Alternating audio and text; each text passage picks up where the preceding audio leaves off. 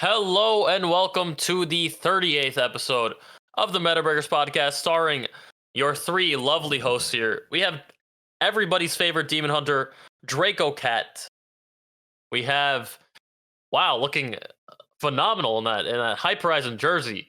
Everybody's favorite fun deck player, the Warshack. Warshack. And then you got your boy D-Money here. And we got a good show for you guys. Welcome aboard. What's up, guys? How's it going? What's up? It's going pretty good. No complaints. The meta is, I'm having fun with it. You know, I having a lot of good times with a lot of different decks, even though Demon Hunter seems pretty good overall. And all right for me. What about you, Draco? I honestly I hate when my class is like the most hated thing in the game, and that's what's happening right now. It's kind of weird, man. Like sometimes like my friends that are Hearthstone streamers don't come and visit me when I'm streaming now because like my class triggers them, and that sucks. And I'm hoping that they nerf it, so that what I'm playing isn't like the tier 1 thing that triggers everyone. But other than that, you know, it's nice to have a variety of options of what decks I want to play, and them all being viable inevitably. That's sick. Yeah, I mean, at least you played the respectable-ish version of Demon Hunter. Yeah, in standard. I play a lot of I've been playing a lot of wild actually because I don't want to play it in standard to be part of the problem. So, yeah, man, it's getting a lot. Thank you. Yeah, getting a lot of hate. So this is what I've been chasing. I've been chasing an OTK from like a skull circumstance, right? So I put Il'gynoth in the wild Soul Demon Hunter deck, right? Which runs Bran and Lothab. That's pretty much the only wild cards in it. So the dream, and I haven't gotten it yet, is I'm trying to get like a 0 mana Bran into like a 1 mana like Il'gynoth into multiple lapidaries in the same turn, so that I can do like a 40 damage donk with the Warblades already equipped. That's my... Are you a combo streamer now? I'm not a combo streamer. I mean, I'll take the wins when they normally line up, but I just want that to happen. You know what I mean? Like I'd love to get the 40 damage donk. That would be... it's a dream, and I'm gonna get there someday.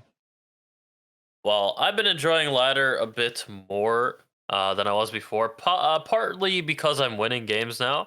But I feel like the reason why I'm winning more games is because people are actually like switching it up, and I'm not playing against like a lot of Demon Hunter. I'm playing against like still a decent amount, but it's not an overwhelming amount, which is really, really good to see, because it was just so boring just queuing up into the same matchup over and over. Like, sure, I already don't like the deck and whatever, but like I'll play against it, I guess. Like I have to. But like just over and over again, like I love variety in like everything in life, like all the aspects of variety. And like this is just like it's so boring. It makes me not want to play the game when I play against the same class over and over and over. So I feel like people are finally bored of playing the same thing and they're switching it up. Like I've seen a lot less ETC Warrior, a bit less Demon Hunter, still a lot of Demon Hunter, but yeah, good to see. I mean, the decks that they're replaced with, like Face Hunter and Pure Paladin, are not too much better, but it's at least something different. All right. Yeah, the EDC Warrior, I really never saw, like, you guys were talking last week, and you just said you saw, like, Draco, you're like, I played against 5 of them in a row, and then I still have yet, like, I'll play one here and there, but I think I've only died to that combo one time out of, like, the 20-plus games I played against Warrior. I'm assuming just because it's a hard deck, and, like, I'm not at the highest of ranks, so maybe that's it. But yeah, I haven't really been seeing a lot of Warrior. It's all Paladin and Demon Hunter on my side. It's all Paladin and Demon Hunter always. Mostly that doesn't Paladin, seem though. too much better, honestly. But looking at the bottom, we have Druid at like the very, very bottom, followed by Priest and then Warlock. Do we have anything to say about that? I guess Mage, we can clump all those, I guess, together. Mage, Warlock, Priest, and Druid. So by the way, for anybody that doesn't know, this is across all all ranks, what we're looking at right here. And I mean, it seems fine. Like the classes that are at the top are at the top. Like we know that those should be at the top. And like it actually like extends to like number 6 of like. I mean, there's like a lot of classes. Like this is like an argument that people have been having when I say like that Demon Hunter needs a nerf and stuff like that. Is that everyone's saying like, well, every class has an OP deck or something like Mhm. that, or every class has like a really good deck. And like a lot of the classes, like most of the classes do, except for like Mage, honestly, I feel. Like most of the classes, maybe Warlock as well, but um all the classes really have like a good deck, and it's hard to really like the classes that are at the bottom, like they still have like a good deck. I don't know, or like a good couple of decks. So seeing them at the bottom, that really doesn't mean anything to me because I feel like they still are doing just fine. Yeah. Yeah, it's kind of crazy how this is just turned into Demon Hunter Hearthstone again. I mean, it's especially crazy because when we were looking at the card sets, everyone was like, "Yeah, Demon Hunter's got the worst kit." Like, out of this whole expansion, like everything else just looks so much more powerful. And like, I guess no one predicted aggro Demon Hunter was just gonna be disgusting. Well, Wiggling Horror is just a new fungal. That 5 mana give the adjacent minions +2/+2. Like Wiggling Horror, as soon as I saw that card, I said this card's insane. As this is like going in every aggro deck. And I think that really helps that deck out a lot. But the difference between Druid at 43.8% and Demon Hunter at 54.2, I mean, that's just huge. But D-Money, you said you've been having success with Priest, right? You're playing, what, top 100 with Highlander Priest? It's like top 200 or so, yeah. Okay, so top 100 with Priest. And you see, there's like a decent amount of. Sorry, my throat. There's like a decent amount of Highlander Priest and Control Priest. Like a lot of people, it seems to be doing well in like the top ranks. Both of those decks. And aggro just always finds its way. Like like all the top decks right here: Demon Hunter, Hunter, Paladin, Shaman. Like maybe even Rogue a little bit, but yeah, it's mostly just like an aggressive kind of meta, and that's not really my thing. I know there's a lot of players that do enjoy it, but yeah, I mean my goal whenever there's an aggressive meta is to build an anti-aggro deck and be successful with it, and that's what's kind of going on here. Like it's still like a very tough matchup, like these aggro decks, but at least I have like a decent chance against them. Yeah, I would think in an aggro-based meta, like you're a control player, this would be awesome for you, right? Because if 75% of your games are against aggro, and you get to build like an anti-aggro control deck, and you have control pieces that also can go against control decks because we have Galakrons and things of that nature that can generate infinite value, I feel like this would be like a good prime spot for you. Yeah, it just still doesn't really get there. Like you have to draw that early game removal, or else you like lose most of the time against these aggro decks because they're so like polished and so just like they're just so strong. It's like hyper aggro. Yeah, It's like not just normal aggro anymore. Like it's like so much pressure, minions, stats on the board immediately now. Yeah. Okay. Do we I don't want to know. see? I feel like yeah. I mean, getting I rid actually of hyper aggro is different than getting rid of aggro, right? Because you need more removal. You need early removal and AoE, right? yeah. It's I would have to run like 2 ofs, and I would have to. It would be like it's just not the deck I want to run, essentially. And I Wriggling Horror is one of those cards that's on my nerf list. I think it should go to 1/1, and that would probably help out. But yeah, just a little. That's what I think. Yeah, they're probably gonna like touch just like aggro cards like Wriggling Horror, because I think that aggro is just too strong overall. Yeah, that's fair. Yeah, I You can guys see been it drifting going to the top 1/1. 1K? Yeah, that's what I was Yes. interested to see if like Priest, as we can see here. So again, D-Money, I mentioned this is overall. So if we go to like the top 1K here, and then we can see maybe potentially Priest or some of those lower classes higher up, and that would indicate that those classes are a little bit harder to play, and you're seeing them And we being don't. piloted. What? I said, and we don't see it. Sorry. Okay, well, if we did, that means the better players are having success with the lower rated classes, but that's not what we see here. So never mind to anything I just said.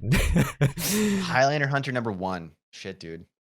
Like, I'm not surprised, man. That deck is ridiculous when it curves out still. Like, now it's just face Highlander Hunter, right? It's yeah. I mean, like I tried to build like a unique version of it the other day because like it is just like the best deck right now, and I wanted to just climb ranks, but like do it my way. And as I was building the deck, like it just turned out to be the same thing because like you have to run those cards. Like they're just like the best cards.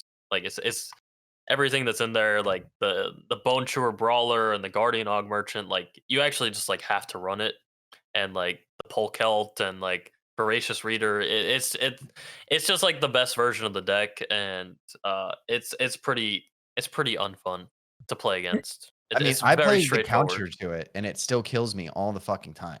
Like, I'll have like the nut hand too against Highlander Hunter. It'll be like, great, I got like Soul Jailer, I have like Chaos Strike into Mystic and Heal Blades, and then I'll still die.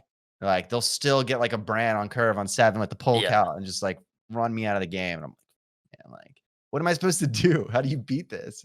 It's in relentless when it works. Yeah. Relentless pursuit. Yeah, man.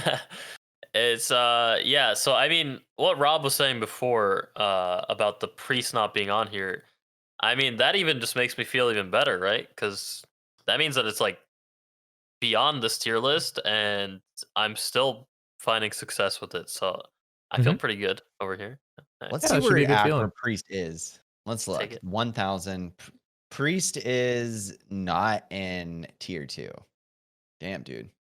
The Highlander Priest is tier 3 at 48% in top 1,000. I don't know who's ruining our win rate, but Someone is. we gotta have a talk. I'm trying to see if there's anything spicy on this list that wasn't on here last week. I mean, I see Zoo Warlock there peeking up from that's the kinda bottom. spicy. Yeah. I don't think it really got anything too crazy that's new besides the new discard card that buffs the board. They run that 3/4 that gives something lifesteal, so they get sustain now too. Yeah, that's really good, especially in an aggro meta. Yeah, and I think sometimes they run that card that draws demons and makes them cheaper. And free admission. what's it called? Free admission, yeah. And they do like the whole Dark Glare Raised Dead and combo with the giants and the brooms. Yeah, you would never be able to play Zoo when there's like a face hunter thing because you didn't have the lifesteal, and like this just it's like overall like pretty good, but I didn't expect it to be that high. Yeah. I mean, I haven't really been probably all seeing a Norwest. ton of it. What were you saying, Draco? Sorry. There's this dude on EU. His name's Norwest, and he plays like he gets like top 1 legend all the time just playing Zoo, and he plays it like every day, and he's really good at it. And it's that's what I was saying. It's probably all Norwest playing Zoo. I mean, it's not a even hard like deck. that win rate is like that good. Or like any of these win rates are really like too good compared to what we've seen in the past, right? Like 53 is actually kind of low, I think. So does anything need to change? Looking at the win rates?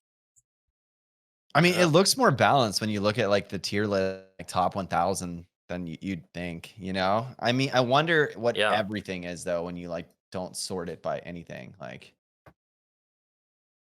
there's some missing you were classes saying, here though. Yeah, we are seeing like, of course, Demon Hunter and Warrior are still very well represented at the top ranks here. But like Draco, I was gonna call you Demon Hunter. Draco was saying before the podcast, like I wonder what Blizzard's stats look like. Sorry, my throat. I wonder what Blizzard's stats look like compared to like the stats that we have here. Are you assuming that they keep track of stats? Well, they do. They I'm just kidding. I'm just kidding. Obviously, they do. And usually it's stuff that no one wants to play. It's like actually the best deck in the game is Murloc Paladin and Red's Priest. And you're just like, oh, I had no idea. I'm not gonna lie. Every priest that I've faced in the past like couple days has been a res priest, and it's so disappointing. That's It's crazy. so very. I know it is crazy. I guaranteed has to do with my rank, but like, Yeah. it's just. Oh, I think I God. played against one res priest in like the past like 2 expansions. It's honestly not that bad of a deck, though. It's just not a fun deck, right? It's not a bad deck, like No, by no. any means, though. It's miserable to like, play okay. against. It's miserable. That's why I dislike it. I was like talking to my THL team because I'm doing standard THL this season, and that's where you build decks around your opponent's lineup, and like a lot of them were talking about they're like, should we ever bring Res Priest? That was like the conversation we were having, and I was very much on the side of like, if your opponent brings a whole bunch of aggro like every single week, like you bringing Res Priest isn't the same thing as you like playing Res Priest on ladder. That's just kind of smart. Like, it's okay. Like, if you're in like a conquest lineup building around your opponent, I would say playing Res Priest in that context is fine. Do you guys agree with that? Is that okay? Does that make it okay? Sorry, I got distracted by chat. I don't know. I'm not gonna lie. I also got distracted by chat. It's fair. It's fair. I thought So that was a solo mention. Yeah. All the right. question is if you're playing in THL Conquest against a player that you're aware that you're going to be playing against, Yeah. is it like bad or degenerate to bring Res Priest in like a best of 5 THL lineup? I think it's acceptable to play whatever decks in tournaments or like leagues like that. Okay. Like I even play like decks that I would not typically play. Like I played Soul Demon Hunter in tournaments and stuff like that, just because it's the best deck. Or like I think it's gonna be doing well against what I'm gonna see. So in that scenario, spread. yeah, like you wanna give your chance. You want to give yourself the best chance to win the match, and like sometimes you have to play stuff you don't like just because it's really good. So I understand. And I realized when I was thinking about Res Priest in that format, I was like, this deck is actually not bad at all. Like this deck is actually really good in specific matchups. Like, like if you're going against like a Face Hunter and you can bring Res Priest, like that's not like the worst. Or like Soul Demon Hunter, like Res Priest is really good against that deck. Why not? Interesting. Wouldn't that be just doing your due diligence of like building a lineup that's good, like in a tournament, right? Like if you know what your opponent's gonna like, who your opponent is and like the kind of player they are, and you opt to bring a deck that you think will be good, even though it's not the best deck, isn't that just being like future thinking? Isn't that a good thing? That's stuff that you'd want to see, right? Even though it is Res Priest, he technically like went out on a limb and was like, all right, I think this lines up good with my matchup. And even if I'm not the most comfortable with it, like D-Money said, he knows it's a good deck in this particular fit, and you're gonna slot it in there, and hopefully it performs well. So I don't mind that at all. I mean, it kind of brings up the topic. Like, didn't we cover something on a tournament where people brought anti-weapon and people were like literally flipping out about it in a tournament? They were like, how dare you bring anti-weapon? That's not meta. And they're like, bro, we all knew you were going to bring weapon warrior, bomb warrior. And so we brought fucking sticky fingers. And then people were losing their minds because people were getting sticky fingered all over the place. And that's just a good meta call.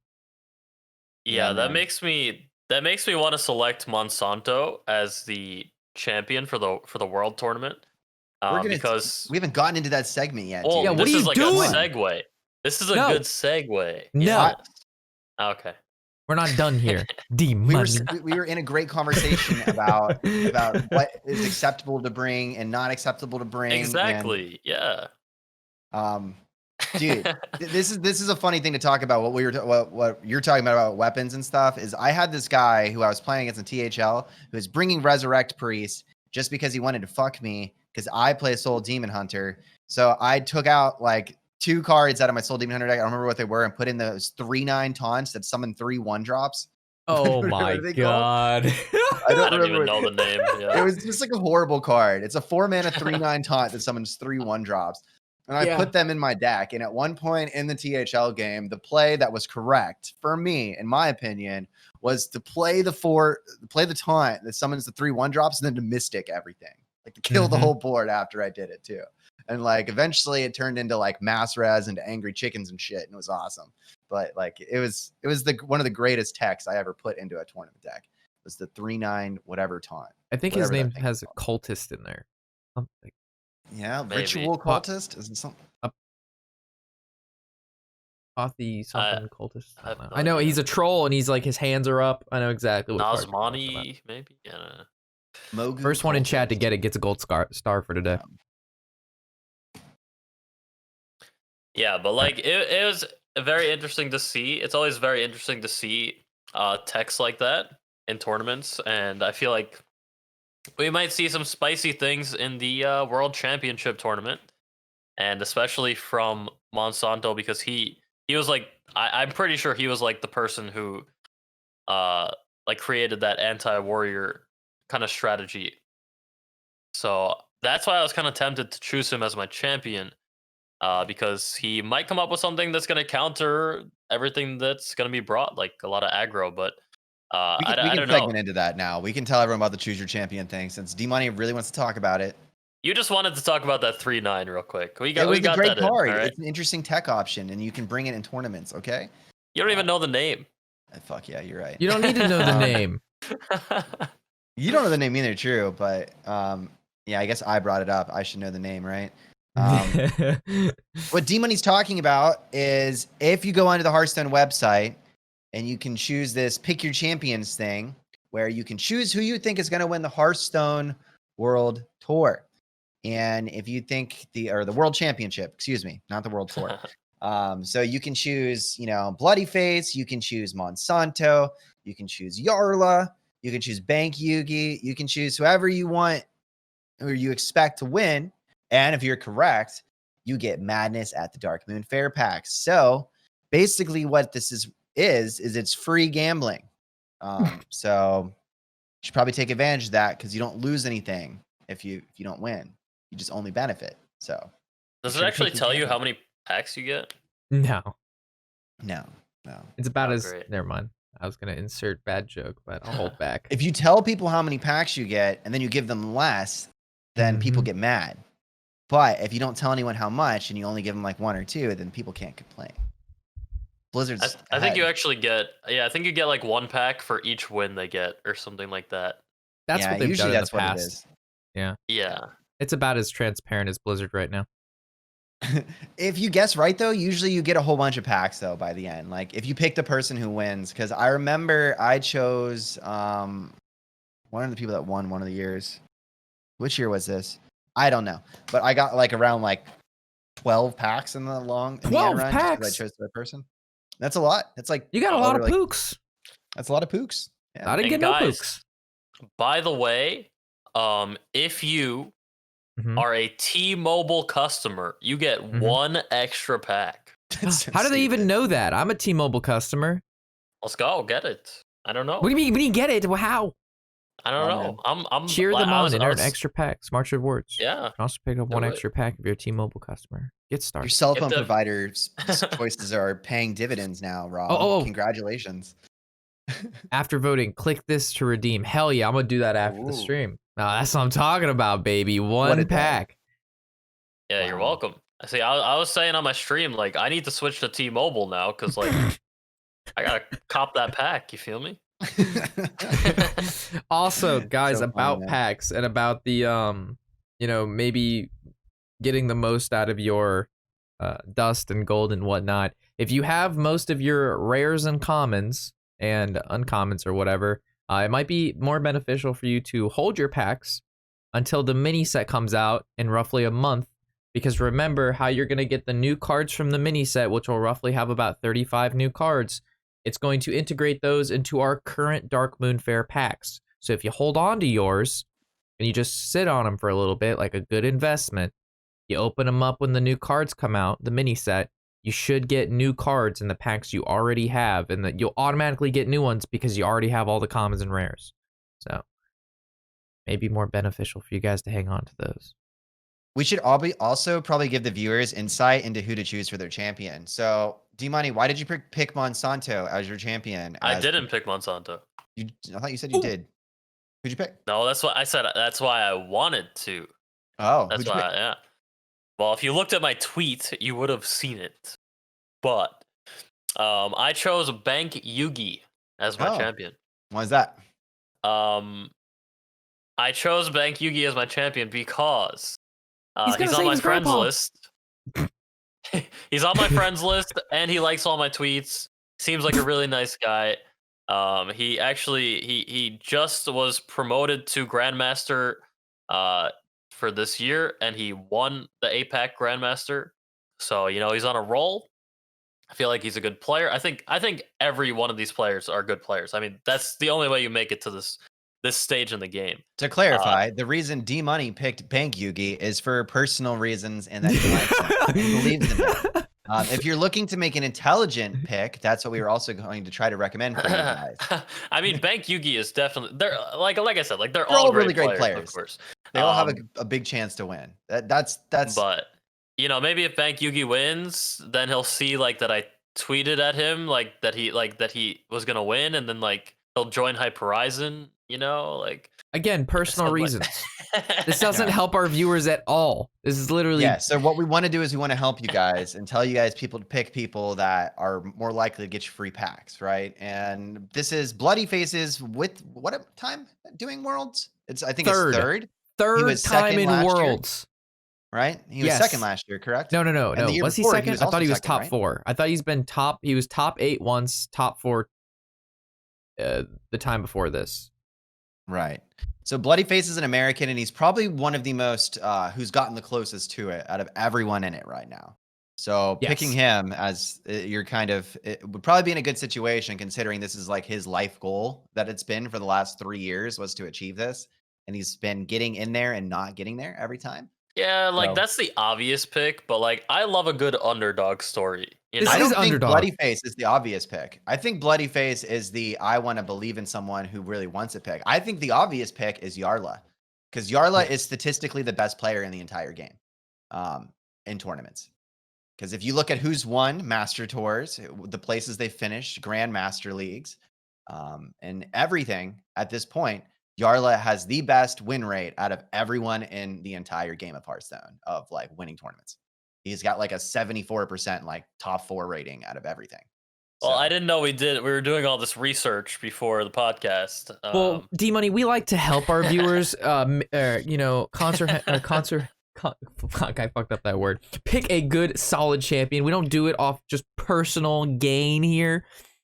All right, it's not all personal gain. I think he's a good player comprehensive. Too. That is the word I could not say. I gave you my reasoning for it. He just got Grandmaster and then he won the Grandmaster season. So your first one was he liked my tweet. That was a good reason too. That's a horrible reason, dude. It's a horrible reason, man. Oh my god. So we see that Warshack has selected Bloody Face. Did you also select Bloody Face, Draco? No, I selected Yarla. Okay. And that was because I wanted to pick the person that had the most statistical way to win for my viewers to, maybe pick the thing that's most likely to get them packs as well, statistically. So. Yeah, I mean, it's Hearthstone, so like anything can happen. Bloody Face might get out round 1 to like a wheel. You never know. Silvername's in this, and he plays Mage, so technically a whole bunch of people are probably going to get boxed. Silvername plays BGs. True. Oh, dude, you can't just say that, man, because like when Silvername qualified to Worlds, he brought Mage when it was not good in like a meta perspective at all, and everyone did really well with it. Yeah, everyone was joking him the whole time. They're like, well, as we see all the other Grandmasters bought proven good decks, we see Silvername with 2 good decks, and he brought the Highlander Mage once again. That was like the way they were talking about it. And the casters shitted on him for it for days. Yeah, but he was just playing to these ridiculous high roll outs the entire time, where it would be he was getting like boxes off on turn 6 with like coins and the spell. What's it called, the Dragon Caster. Yeah. He was running those and like coining those out, going for like early boxes against unwinnable matchups, and then just swinging the games out of control and stuff. And it was pretty sweet. So that's why he's in Worlds. From doing something that didn't make sense and getting lucky and double downing on those situations. So, yeah, maybe that's why you want to vote for Silvername. He's good at Battlegrounds. He's good at Standard. He's Just like he's just a good Hearthstone player. Yeah. Isn't he the most successful Hearthstone streamer, like, or like the top viewed one in the game now? Like, he's like over everyone.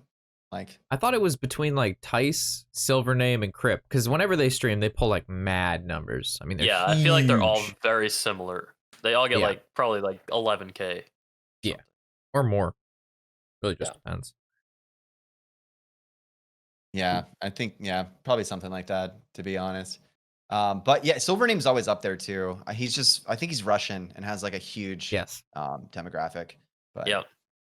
yeah. But yeah, all good champions to choose from. I suggest that you guys do your research, and you could take a little bit from what we said, if you want to vote for the guys that we voted for, but there's definitely people in there. I know a lot of people have voted for Yarla and Bloodyface. I really haven't heard a lot of other things, so I mean, you never know. There's totally there's good players in there, so no pick is a bad pick. But just so we can clarify that what we were talking about, I looked it up. The #1 Hearthstone streamer in the world is Silvername with over 2 million viewer hours this month, followed by Tice and then Crypt. So wow. Okay, well, so at least I got the top 3 right, which I guess that's not that hard, but that's cool. That's awesome.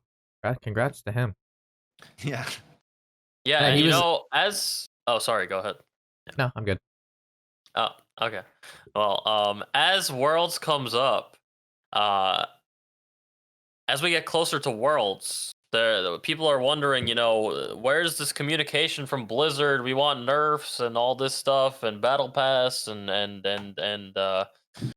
Battlegrounds sucks, and yeah. So, I have a feeling, and some other people are projecting it as well, that Blizzard is holding off on announcing nerfs and other changes until Worlds gets closer, because that's usually what they do that's what they've been doing with like major tournaments, is they'll release nerfs like right before the tournament, so then like the players have to adjust. And we've even talked about it on the podcast before one of the Masters tournaments. So I feel like that's what they're doing with this one, and we're probably gonna see like balance changes happen like in the next couple of days or so. That's my feeling on it. So you think when is Worlds? I'm sorry, I haven't like kept up with this in a while. I think it's the 12th and 13th of this upcoming weekend. Yeah, yes. It's like literally like a week from today, and a week from yesterday. So like next Saturday, this upcoming Saturday and Sunday. And how long does that go on? 2 days. The weekend. Okay. And do you think they're going to pump out nerfs potentially on that Tuesday, this upcoming Tuesday, or a possible Thursday? Or are you thinking Tuesday? I think Tuesday. Probably Tuesday. Yeah. Okay. All right. Well, it'll be interesting to see what happens then, because that does, like you said, that does not give the players a lot of time, depending on the nerfs. And I'm assuming their lineups do not have to be submitted like prior to that, right? That'd be terrible. Submit a lineup, they change the cards in your lineup. Okay. There's no way. Yeah. All right. So that's good. I think Pro Hearthstone's better when the metal's not settled. Personally. Metal's not settled? The meta is not settled. I understand. Sorry. You know what I mean? Like if no one knows what's the best, and these guys are forced to submit lineups that they have to feel like passionate about and what they like perceive as best, and they bring interesting ideas, things that aren't ironed out, like that, I feel like turns into better games, because everyone doesn't have the same thing. Everyone's not exactly practiced and playing exactly the same on exactly the same decks. I feel like when they do is like within a week of the big tournament game, it generally leads to potentially more exciting gameplay. That's my personal opinion. But I agree. I definitely agree. No one wants to watch the same matchups and the same decks that haven't changed in a month play against each other for 2 straight days, 12 hours a day. People want to see new decks or new classes that aren't represented, and possibly new combos and or cards that have been recently changed, battling against it and not knowing the outcome. Right. For those viewers who aren't as accustomed to like the Hearthstone tournament scene, do either of you know what the prize is, so they can kind of chat and get a grasp on the kind of level of this tournament? Like, what's up for stakes here? $200,000. So it's kind of important, chat. If you're not interested in Hearthstone, if you haven't watched the tournament, this is the one time. This is the big tournament. I'm pretty sure every year. This is the big papa. Yeah, and so I'll have a 1 in 8 chance. There's only 8 of them in there. So thinking like I can win isn't even super far out. Like $200,000 means they're the best out of the 8 people that are there.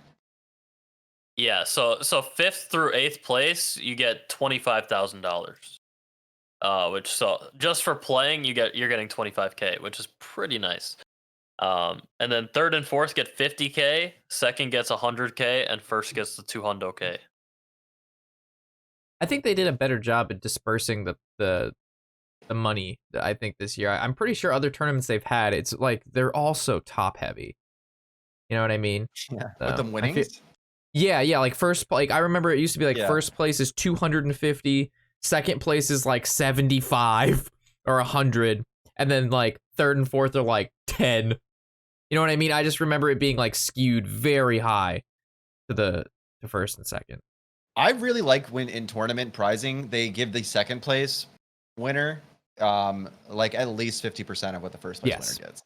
That's personally the way I think like it should be divvied out. Like just because you didn't win 1st doesn't mean you should lose like 75% of the winnings just to the guy who got 1st. You know, like, or girl. Excuse me. Yeah. Yeah, but That's a lot of money, though. That's a lot of money, man. That could change somebody's life. I mean, technically qualifying for Worlds, you get pretty much like a car's worth of money. You get 25K for just playing and not even winning anything. It's ridiculous, man. Like, go. Well, it also makes you eligible, right, for the GM season or something. It like gets you other perks too. It's not just like the money.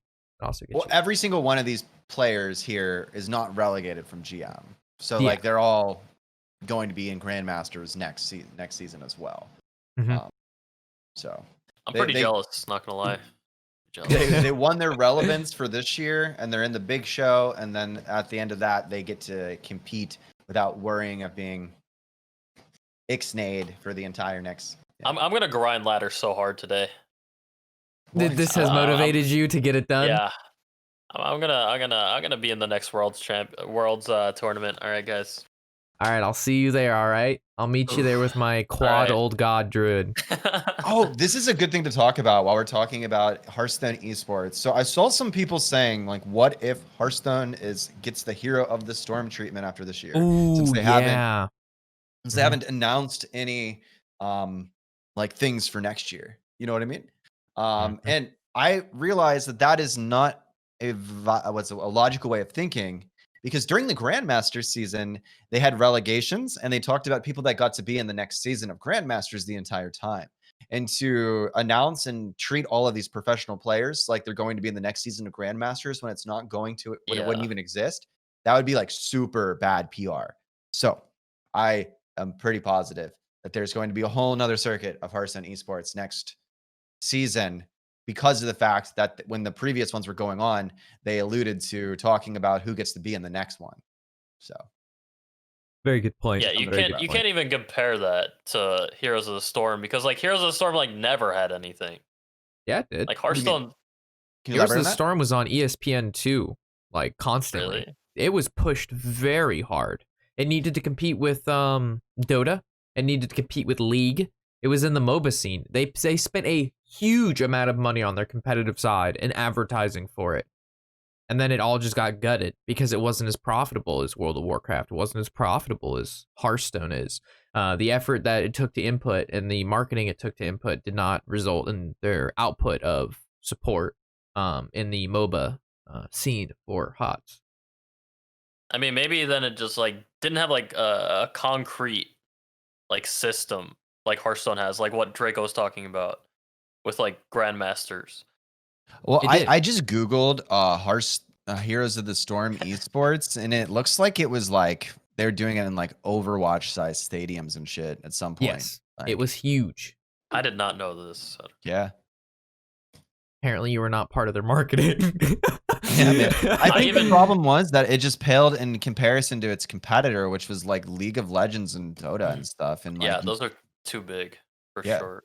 Like, I don't honestly think that like if you ever played Heroes of the Storm, it wasn't like not as good. You know, like as a game, it was a little bit different. It was different, but Yeah. it was still a great feeling, fleshed out like MOBA. But It was a new concept, and it was kind of cool for a bit, but yeah, I got tired of it pretty quickly. I did actually play in the TESPA Heroes of the Storm tournament, one of them. Oh, cool. what Yeah. was the Heroes of the Storms treatment? That's something we should elaborate on before we even make a reference to that. So Heroes of the Storms Esports was destroyed out of like they just announced one day that there will no longer be Heroes of the Storm Esports. It sounds like crazy, but After it like just kind of came out of years. nowhere.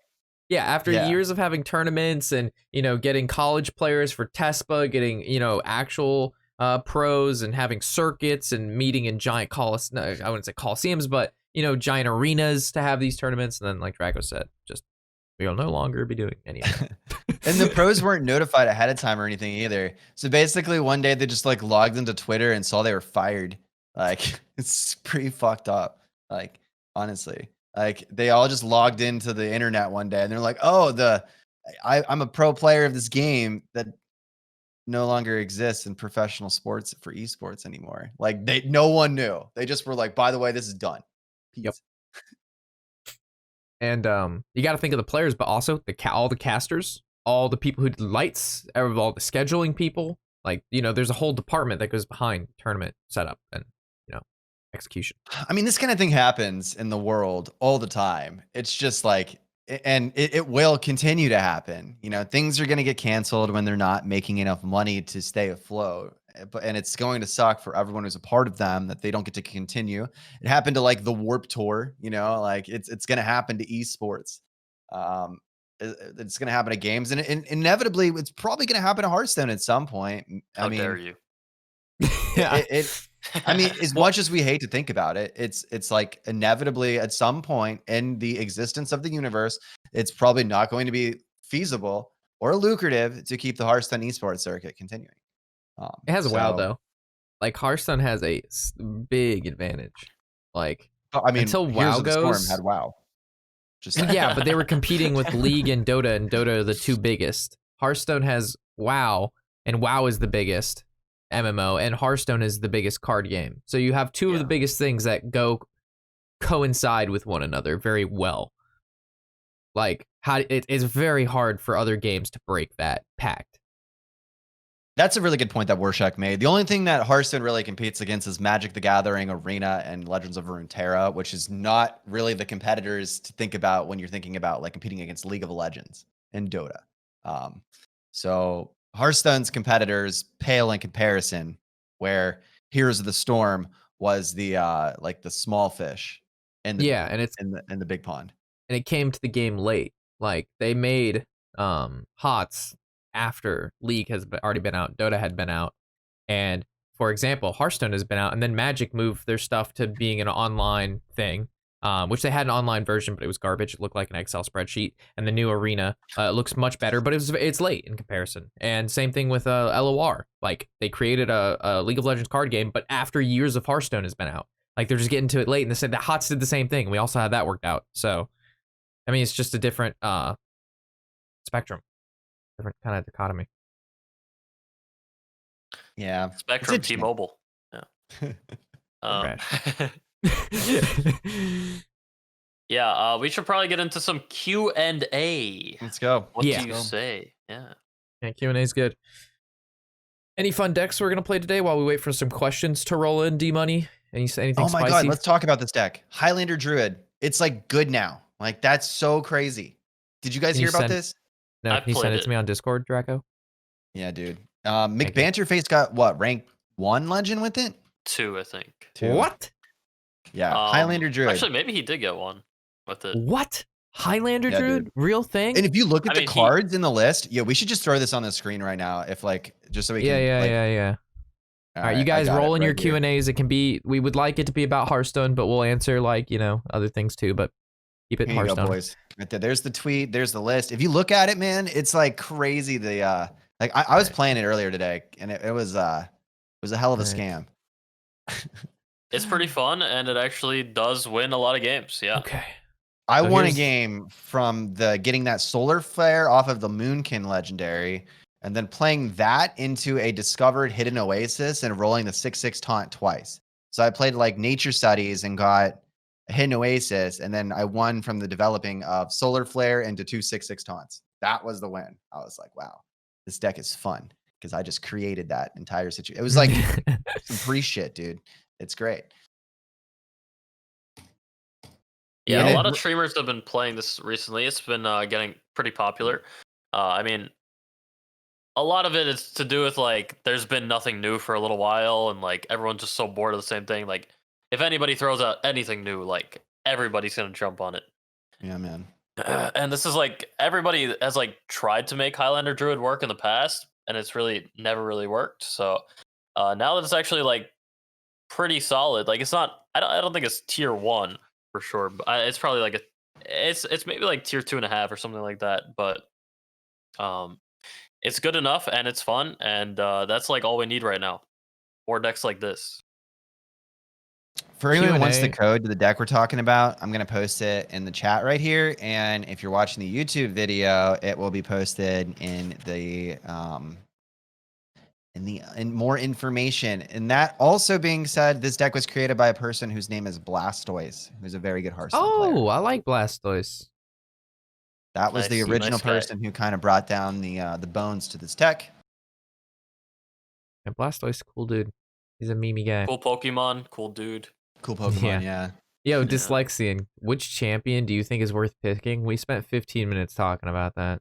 Like, We kind of landed on Monsanto, Bloodyface, and Yarla as the most statistically relevant ones to pick, but then we also kind of circulated around the fact that all of them are good choices. So they have a 1 1/8 chance to win. And Silvername was a cool choice if you like people that bring Mage, even though it sucks. Or did suck at the time he brought it. Do you guys want to throw out any nerf predictions or thoughts? We actually did that last podcast. And like the week before too. Yeah, we've been speculating that a lot recently, so we stayed away from that this time. We don't want to just beat it to death. But I did say that Wriggling Horror is maybe going to go to a 1/1. I feel like that could be like a change that they make. But yeah, I suggest checking out the previous episodes if you want to see what we were speculating. I think it was towards the end of last time. I've thought about Yeah. it deeper, and I figured out how I want aggro Demon Hunter to be nerfed so that it helps my content. And what that is that I want them to make it a 4 mana for 2, right? That has the same effect. So it's like it ruins like that super groovy Demon Hunter curve, and you can't play it in odd, which sucks. But like, so it's just because no one wants to put anything that costs more than 4 in the deck with Stilt Stepper. So like, if you make Stilt Stepper over the threshold of that, the whole curve for Demon Hunter gets a little bit less consistent. And that'll be substantial. But the reason I want them to do that is because then it corrupts Felsteel Executioner. So if you want to bring Felsteel Executioner in a deck, all you have to do is run Stilt Stepper tandem with it, and then it corrupts it. Well, now this doesn't seem like a nerf. Yeah. But I mean, the only way you really run Felsteel Executioner in a good build is when you're running like a control build. So like that's not even a meta build, but it's something that I play all the time, you know? So yeah. So you've already speculated. You've already created your deck with a nerf that you just created as well. Okay, I like it. well, I play like this weird control Demon Hunter that runs Felsteel Executioners, and it works for me. But the hardest thing about it is corrupting them. So I figured if they can make me another 4-drop card that doesn't suck, then I could make my deck that I like to run and find success with personally better. And that would make me happy. So nerf Stilt Stepper to 4 mana, please, Blizz. Thank you. Yeah. Do you think there's any chance of a DK here to break the game even more? Probably not in the near future or in the far future. Yeah, I think they Probably learned their No. lesson with Knights of the Frozen Throne DKs. Yeah, it'd be confusing for them to have Knights of the Frozen Throne and then come out with another expansion that comes out with a Death Knight hero power when there's already a full suite of Death Knight hero cards. You know, like They were supposed to come out with the Death Knight hero like a long time ago. So I think that that's- ship has sailed. I don't think so. I mean, that technically should have been the first one because it was the first one introduced to WoW in BC. Exactly, yeah. But I honestly think the Demon Hunter just like people just thought that was more maybe flavorful at that time. You know what I mean? Like Hearthstone was in kind of a rough spot. Viewership was down. Break glass, pull Warglaive out, get viewers back. Like, it's also easier to design like a Demon Hunter or a Monk class than it is to design a Death Knight class, because Death Knights are DPS and like tank and stuff like that. And to make that kind of flavor in the game, you'd have to think about like how are you going to use runes? How are you going to like make it a control class? Because technically, like if Death Knight was in the game, it should be a control class because of the way it is in WoW. Yep. So like, and designing a control class is way more difficult than designing an aggro class. So, because you have to make it different than warrior and mage and like priest already. So, I think we'll see monk in like 2 years.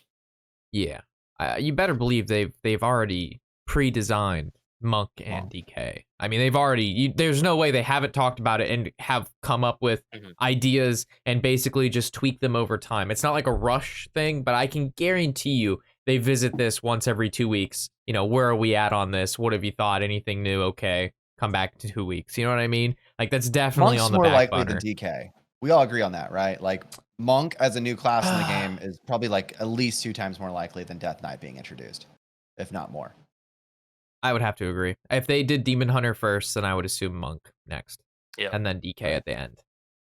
Because a DK is going to be a mixture of multiple different classes together. And I think like monk and DK will be standalones, but the DK will be like, all right, did I say DH and monk are standalones? They have their own identities, but DKs are a mixture of classes. How long after they released DH in WoW did they release it in Hearthstone? DH was released in Legion. And Legion was quite a bit ago. We had Legion, then we had BFA, and now we have Shadowlands. So we're talking 3 expansions, so 4 or 5 years. All right, 4 years. Wait, what? I want to say. What? 4 years? Demon Hunter's been Legion? in WoW? I thought BFA was when it was. 100% came out in Legion, dude. WoW Legion. Like that class came out? Yeah. Playable? 2016 Demon Hunters came out. And that is, exactly on that about 5 years. Huh. I was just thinking of like if they were going to like how soon they would add another class to WoW, and then if that new class would be the new one in Hearthstone instead of monk. If they're just gonna like keep going. It's actually a really good point. Yeah, so like, they probably added whatever else is fresh in WoW instead of going back onto like the Pandaria days. Yeah, if WoW's going to add anything, it's going to be, in my opinion, some form of ritualist. Because they've added multiple, like Demon Hunter's a melee class, Monk is mainly a melee class, Demon Hunter, DK is mainly a melee class. They have not added any additional casters to the game, in regards to different specs you can have within a character. So if we were to see something, we might see some sort of ritualist class, a mixture between basically a warlock and a mage. I got it. Demon Mage. Wow, that's really good. I mean, that's what they did with Demon Hunter, isn't it? I mean, all right. Sorry. Just something to think about, though. Should we start saving dust, card rotation, and New Year coming soon, right? Save dust for the mini set. That's really what you should save for. Yeah, like you're gonna have like 4 months until it's gonna be for April when mini set is next month. Rotations after that, so there's some new cards that come out that you might want. So that's what I'm saying. Like, unless like it also depends on like how much you have and what you're trying to accomplish and stuff like that. So it's gonna be different for everybody. But any chance of nerfing DH? We all predicted it would be like this week on Tuesday or Thursday. Sorry, continue. Yeah, but like if the rotation is coming up, then like you actually shouldn't even save dust, right? Because like you're gonna get a ton of dust from dusting the cards that rotated, if that's what you do. Well, Hall of Fame gives a lot of dust too. If you have like a pretty if you have a pretty good collection as well, because generally once the Hall of Fame comes around, all you're doing is just getting dust for cards you already have, and if you don't want to play Wild, you get to just disenchant them too. So yeah, so there's really no reason that you would save dust, for the unless rotation. yeah. So if you craft something and they change it, you get back what you paid for that, because if it leaves, or changes it, they'll give it back to you.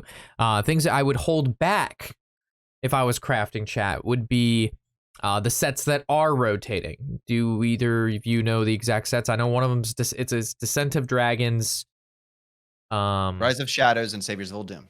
Yes. So if you're planning on crafting like legendaries from those sets, I would, unless they are absolutely essential into the deck you're trying to build, I would hold back from crafting stuff in those expansions, because they will be leaving us. What? Sure, but like you still have like a little while. Yeah, like 3 months. Also, I mean, that's a little while. Basically, what Rob's saying is it's okay to create cards like Zephyrs and Bran and Flick, but it's not probably the best thing to create like the Shaman Quest or something like that. Yeah, like, fringe stuff. Yeah, don't do the meme legendaries from like the previous expansions, because you're probably not going to get a whole bunch of play out of them. You can also think about like duels too. Like you can use those cards in duels. That's true. That does add more expanding. value to cards now.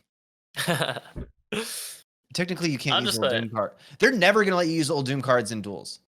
Like, just to be like straight about that. Like, because old Doom has Zephyrs. Unless they ban Zephyrs and all of the other Highlander cards, but then why the hell are you going to put old Doom in duels? Like, yeah, you never really know what they're going to do with the. If you could put Bran in your Hunter deck. Yeah, no. And that would just be shit. Same thing with like Reno in the Mage deck. Like, no, just no, thank you. That would break it. I don't know about the Saviors of Doom cards for duels. So that's crazy to think about. That set is specifically the most broken in duels out of like all of them now. I guess Descent of Dragons comes with the Galakron sets. Yeah, Galakron's all right. I don't know. We don't know like what sets they're gonna be like rotating in duels and stuff like that. But yeah, those cards would just be too strong. So it breaks it because they didn't make Highlander cards for all of the classes. To the person who asked that in chat, they did this thing where they were like, oh, there's good guys and bad guys in the classes during that year, with like the Reform and stuff. So all of the hero classes being Mage, Hunter, Paladin. Oh my god, what else got a Highlander card? Was it? There was only like half of them got Highlander cards and half of them didn't. So it would be really hard to bounce, Well, it's also like the main thing is that you start with a 14 card deck or a 15 card deck. Yeah. Even you start with a 15 card deck, so like making things Highlander is super easy. Like and you like can't put duplicates in it. You're already making it a Highlander deck, so it's like it's too good. And like you're gonna be at a disadvantage if you don't have a Highlander card, and like that's kind of what we're seeing with Cthulhu, right? Because like it's too good in like a low amount of cards deck, a small deck. So yeah. All right. I don't know. Do you want to do like one more or? We could do one more. We can call it there. I feel like we've answered a lot of questions. I have a good question here. Am I late to the podcast? Yes. The podcast normally, guys, starts at 1 p.m. every Sunday. 1 p.m. on Sunday. And next week, it will be on Dmoney's channel at 1 p.m. on Sunday. 1 p.m. on Sunday. You're like one of those commercials that it doesn't say anything except for like the same thing over and over. It actually works. Remember that? It does, yeah. It does. Repeating the same thing over and over again actually works. There was that one commercial that's like apply to the forehead or something. Apply directly to the forehead. Apply directly to the forehead. Apply directly to the forehead. Apply directly to the forehead. EST. The time zone is EST. EST is the time zone. Eastern We Standard all live in Time. the same time zone, so we just do EST. do. That's what we go by. Oh shit. Would Ticketus Warlock be oppressive if the meta slows down? That's pretty hard to speculate. I feel like Ticketus Warlock would be more oppressive if combo decks became tier 1, right? That would probably be like if Malygos Druid was the best deck in the game, then Ticketus Warlock would be really good. Yeah, any sort of combo. Any sort of like deep control it does really well against. It's really hard to corrupt that card though, you know. It's like it just takes a long time to get it out. Yeah, like a lot of people say it's OP, but like it's very slow to get that online, and like yeah, there's a lot of times where like your opponent's going to have a board because it's taking a while to get it on board to get it online, and then like you just don't have a time to play it. And like there's been times like people have gotten it off against me twice and like milled 10 of my cards, and I still just win just because like that's what they're spending all their time doing, and I'm just like winning, you know? Yeah. I've had it used against me in a lot of games that I've won as well. Like it's like, oh, here's my cards. It sucks. All right, let's keep killing you. Yeah, if the card was cheaper, it would actually be like substantial. Like if it was a 5-mana card, I think that it would be pretty insane. But like you said, it's hard to corrupt. There's not much at 7+ that you play in a Warlock that like is easy for it to corrupt. Plus, it needs to be in your hand, which means it's already just sitting there as a dead card. So I think of it as like a quest because it doesn't do anything. Like right, you have to sit there, and there's only a couple cards in Warlock that you're gonna play. You're gonna play Malicia. You're probably gonna play maybe Twisting Nethers. If you're playing the Strongman, if you're just playing a Strongman, that feels absolutely terrible. And then if you're playing Defiler, you can't play him because you're waiting to corrupt your Tychus. So now Defiler's a dead card in your hand. So the deck is very... Interesting Ticketus fact is it punishes you from playing without corrupting. None of the other cards punish you for playing them. They just suck for the value. True. Yes. Ticketus literally destroys your own deck. Instead of like, so you can't even be like, it's 6 for 6 mana, 8/8. You know what? Fuck it. Let's just go 6 mana, 8/8. I'll play it. You know, where you can make the decisions on the other corruptible cards. You know, you're like, okay, you know, it's not that great right now, but I need to do something. So boom, there you go. But with Ticketus, you're like, dude, maybe I shouldn't just like shoot myself. Like, maybe not. Like, it's punishes you. would Mechathune Warlock ever run that to mill themselves? It's kind of cool to think about, actually. Yeah. Probably not, though. Probably not, but like that would be cool. Yeah. I think Hemmett's just better. Like, probably. Yeah. Yeah, Hemmett's got to be better. Hemmett's disgusting. The one time I want to make a combo deck, you know. Well, this is like Hemmett, you know that you're not getting rid of like your combo pieces where like if you like have Ticketus in hand and you're playing Mechathune Warlock, you would be like, I don't know, man, maybe like I don't have Mechathune in my hand, like playing it is just likely to just kill me. So like, yeah, but that's fun. Take the risk and be like, it didn't burn it, I win. That's way more fun than having a consistent way to get it online. Yeah, I guess all right. so, right? Non-corrupted Tychus can mill Bomb Warrior. Oh my god. The strats. Chat's unleashing full IQ right now. Chat is like oozing that. IQ. That's definitely not one of those situational circumstances that's easier said in your head. Than I want to see that happen in the World Championship. Someone burn their own cards with Ticketus? Yeah, mill the bombs with Ticketus. That would be super that would epic. Be really sick. I agree. All right, guys, we're going over time. So I think we're going to wrap it up for today. Chat, thank you for joining us for yet again another wonderful, fantastic, tremendous, huge, never want to miss it Metabreakers podcast with, of course, your boy, your homie D-Money, and your Demon Hunter homie as well. Warglaive Connoisseur, DracoCatt. Appreciate you guys being here. Thanks for tuning in. I am not getting off. Don't leave if you already left. Fuck. We're gonna be playing Hearthstone after this. You already left. Fuck. We can get an exclamation point POGcast in the chat. It's gonna shout out both these wonderful gentlemen's channels, which they all both stream Hearthstone many days of the week at all hours of the day. Morning you have Draco, afternoon you have me or D-Money, most nights you have nobody, but that's okay. Aww. So with that, have a good rest of your day, guys. Thank you so much, man. You have a good day too. Yeah, thanks for having me. See you guys. Thanks for having me too. Have a good Sunday.